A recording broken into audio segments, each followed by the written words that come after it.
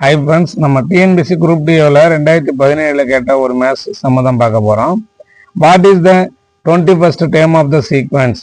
இந்த தொடரின் 21வது உறுப்பு என்ன அப்படின்னு கேட்குறாங்க. 100, 95, 90, 85ன்னு போயிட்டு இருக்கு. இதில் 21வது உறுப்புன்னு கேட்குறாங்க. இப்போ பாருங்க, 100லேருந்து 5 மைனஸ் பண்ணால் 95, அதுலேருந்து 5 குறைச்சா 90, அதுலேருந்து 5 குறைச்சா 85.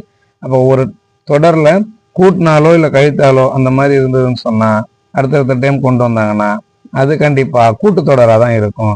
ஓகே, அப்போ கூட்டுத்தொடரில் முதல் உறுப்புனா ஏன்னு எடுத்துப்போம், அதை T1, முதலாவது உறுப்பை T1ன்னு எடுத்துப்போம். முதலாவது உறுப்பு என்ன 100, இரண்டாவது உறுப்பு என்ன 95. இதில் பொது வித்தியாசம் D கண்டுபிடிக்கணும்.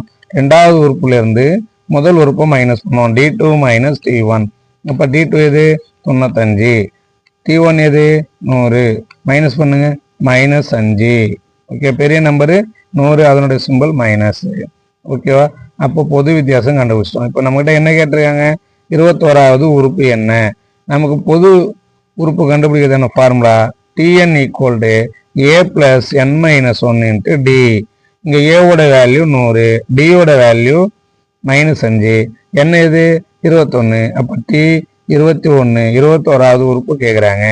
ஏ என்ன 100 + n 21 -1 இன்ட்டு டியோட வேல்யூ -5.